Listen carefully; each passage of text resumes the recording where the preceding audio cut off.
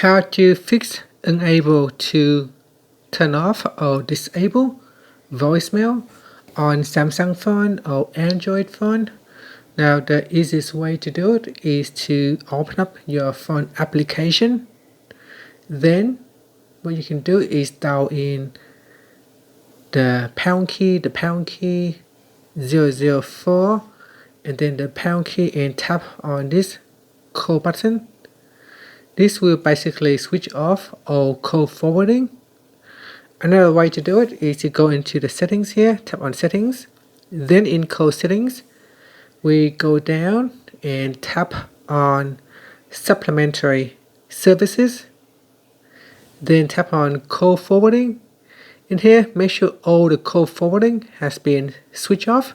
So for example, if it's set to forward to a number, then make sure you erase it or switch it off. Okay, so here for example, if we have a number, just simply go on it and then tap on turn off.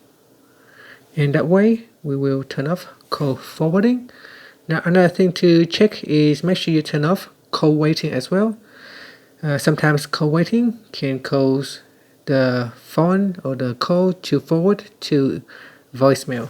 Okay, so make sure that is also turned off. Now while you are in call settings, another settings that you want to switch off and quite important is the direct voicemail. So if this is turned on, then it will go to voicemail, so make sure it is switched off as well. Okay, so turn off direct voicemail.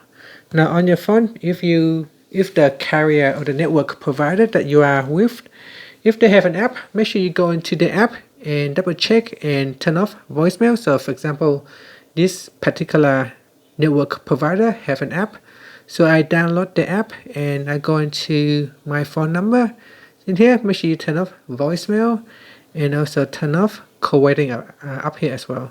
So make sure they are switched off from your network provider settings.